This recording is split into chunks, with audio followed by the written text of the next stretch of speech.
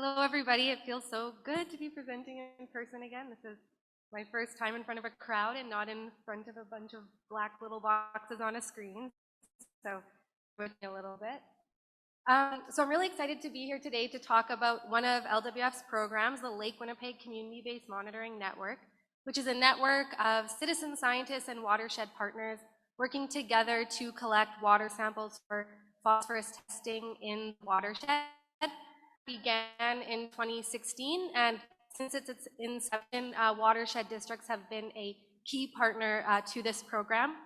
We now partner with 10 out of the 14 watershed districts in the province, which is really exciting.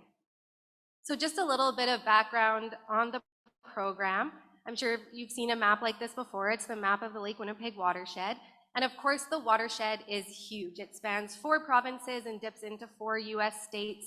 And when we look at a map of the watershed like this, the challenges facing Lake Winnipeg can seem insurmountable, especially as Manitobans who enjoy the lake, worrying about what they're doing in Alberta or in North Dakota can make it possible here in Manitoba.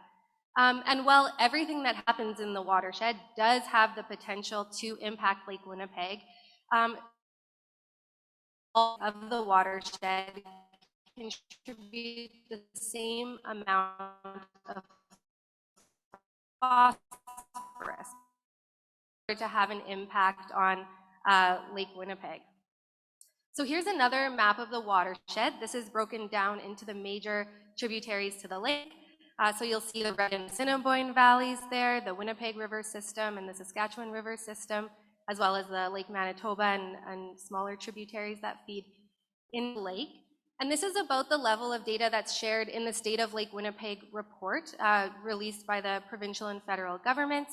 And from this data, we have a really good idea of the major sources of phosphorus to Lake Winnipeg. So for example, we know that the Red River, including the Assiniboine River, contributes about 68% of the total phosphorus load to the lake. And so that's definitely a place to begin if we want to address phosphorus loading to Winnipeg. But as we've seen from presentations over the last few days, there's lots of different topographies, land uses. It's just such a wide area with so much variation in it. And so we would have be able to break down this larger watershed further to more data by sampling at many of the smaller tributaries within the larger watershed to break down the drainage areas into smaller pieces so that we can more accurately pinpoint phosphorus hotspots in the watershed. And one of the main challenges with monitoring for phosphorus is that it's really important to collect samples during the spring melt period and in response to rain events. And if you're missing these major runoff events, then you're likely underestimating the phosphorus load that's occurring from the site. And so that's where citizen scientists and watershed partners are a huge benefit to the program. They live, work, or commute near the sites and can collect samples frequently during that spring melt period and responsively to rain events throughout the season, providing us with a really accurate understanding of phosphorus loading from these sites. So this is an example of one of our sites in Rose Isle Creek in the Redboyne Watershed District. And you can see, I'm not sure if I have a pointer. That's not really going to work. That first peak there is the spring melt period, and then there's that later June peak, which was a rain event. And so there are these relatively short windows when lots of the phosphorus load is occurring and we're able to capture these events because we have the folks on the ground ready to take a sample, which is really awesome. And as you may have gathered from the last slide, water flow is really important as well. It allows us to calculate phosphorus loading. So whenever possible, we sample at Water Survey of Canada stations, and that allows us to take the concentration data and multiply it by the flow and calculate the phosphorus loads.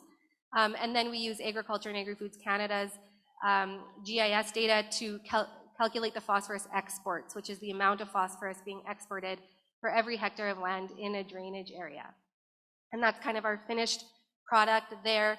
It allows us to compare sites with different drainage areas and allows us to identify phosphorus hotspots in the watershed. So this is our data from 2019, the phosphorus exports in kilograms per hectare per year. Sites that are green have lower or potentially even negative phosphorus exports, and sites with red have higher phosphorus exports or hotspots that we've identified. And some of these sites we've consistently kind of seen high phosphorus loading through them. Sometimes some of the sites on here are a newer site and we really need multiple years of data to understand what's going on. But yeah, this allows us to kind of at a provincial scale and watershed scale identify where the hotspots are, but also regionally this data can be used by watershed districts and partners to identify localized hotspots within their watershed to target resources and remedial action for phosphorus reduction to those hotspots to have an impact on downstream lakes and rivers, and including Lake Winnipeg.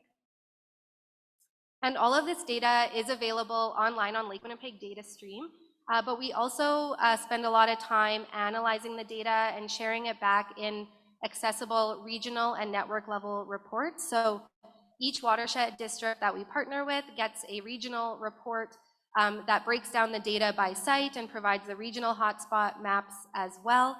And we always are keen to share the data back in presentations and community meetings and answer any questions that people might have about the data as well. We ultimately just want this data to be used and be useful to the folks collecting it especially. So any way that we can facilitate that is important to us. And a new program that we've been piloting the last 2 years, kind of based off the community-based monitoring program, is our agricultural water stewardship monitoring program. So Julie, who's in the photo, has been monitoring water retention projects in the watershed for their phosphorus reduction impact. So she does has all this fancy equipment, measures the phosphorus loading at the inlet and the outlet. She was doing near daily sampling during the spring melt. So she's got a really robust data set on phosphorus loading in and out of these water retention projects, which I think will be really useful in understanding how these projects are effective in cold climates like Manitoba. And with that, I know that was kind of a quick overview. If you have any questions or are interested in any specific pieces of the program, please come find me. I would love to talk to you about it. So thank you very much.